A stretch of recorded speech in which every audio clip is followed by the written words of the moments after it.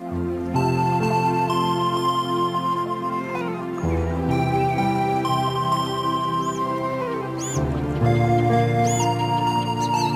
bapak, saudara-saudara, orang muda, remaja, dan anak-anak yang terkasih, Shalom, damai sejahtera Tuhan menyertai kita semua. Hari ini, hari Jumat 13 Maret 2020 adalah Jumat dalam pekan kedua Prapaskah. Kita akan merenungkan bersama Injil Matius bab 21 ayat 33 sampai 43 dan ayat 45 sampai 46. Mari kita membuka renungan ini dengan tanda salib.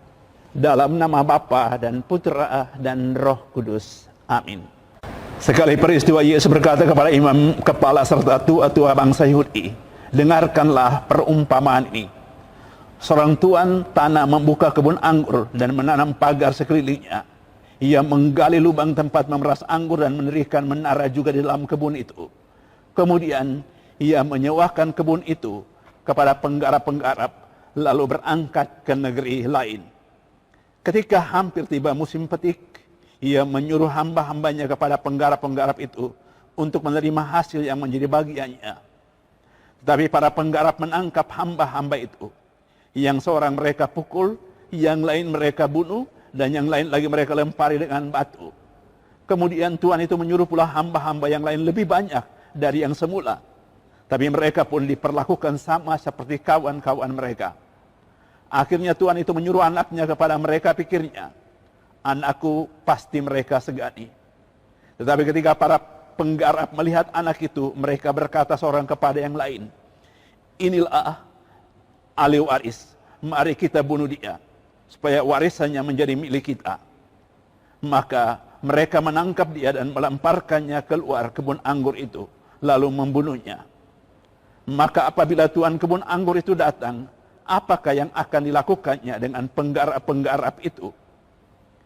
Kata imam-imam kepala dan tua-tua itu kepada Yesus, ia akan membinasakan orang-orang jahat itu, dan kebun anggurnya akan disewakan kepada penggarap-penggarap lain yang akan menyerahkan hasil kepadanya pada waktunya. Kata Yesus kepada mereka, belum pernahkah kamu baca dalam kitab suci, batu yang dibuang oleh tukang-tukang bangunan telah menjadi batu penjuru. Hal itu terjadi dari pihak Tuhan, suatu perbuatan ajaib di mata kita. Sebab itu aku berkata kepadamu, kerajaan Allah akan diambil daripadamu dan akan diberikan kepada suatu bangsa yang akan menghasilkan buah kerajaan itu. Mendengar perumpamaan itu, imam-imam kepala dan orang-orang Farisi mengerti bahwa mereka lah yang dimaksudkannya. Maka mereka berusaha menangkap dia. Tapi mereka takut kepada orang banyak, karena orang banyak itu menganggap Yesus nabi. Demikianlah Injil Tuhan, terpujilah Kristus. Ibu bapak, saudara-saudara, kaum muda, remaja, dan anak-anak yang terkasih. Hari ini kita mendengarkan Yesus yang menyampaikan pengajarannya dalam bentuk perumpamaan. Yang kita temukan di sana adalah kesabaran dari tuan yang empunya kebun anggur dan kekerasan hati dari para pekerja, mereka yang dipercayakan untuk menggarap kebun anggur itu. Tuhan sungguh menunjukkan kesabaran kepada umatnya. Tetapi yang terjadi adalah bahwa ada umatnya yang keras kepala, tidak mau berubah.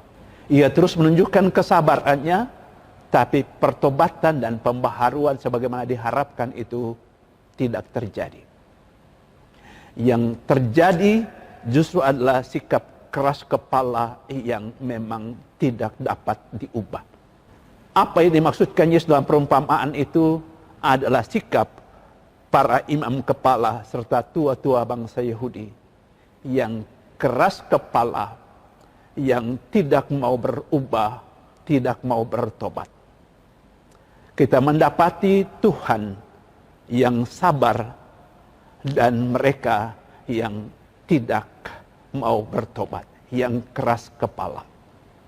Tuhan akan tetap menunjukkan cintanya, tapi ketika cinta itu tidak dibalas dengan sikap yang benar, apa yang terjadi adalah orang yang keras kepala, yang tidak mau berubah, yang tetap bertahan dalam kedosaannya, akan kehilangan segalanya. Sikap keras kepala, sikap tidak mau bertobat sesungguhnya menutup pintu hidup kita untuk menerima berkat dari Tuhan. Tuhan pasti akan membuka hati dan mengampuni ketika orang mau berubah. Ketika orang menyadari kesalahannya dan datang. Tapi ketika orang tetap bersikeras dalam sikapnya yang salah, dalam dosa-dosanya, maka ia akan kehilangan segalanya.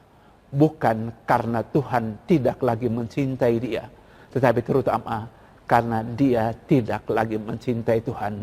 Dia tidak lagi mau menerima berkatnya. Dia menolak untuk bertobat.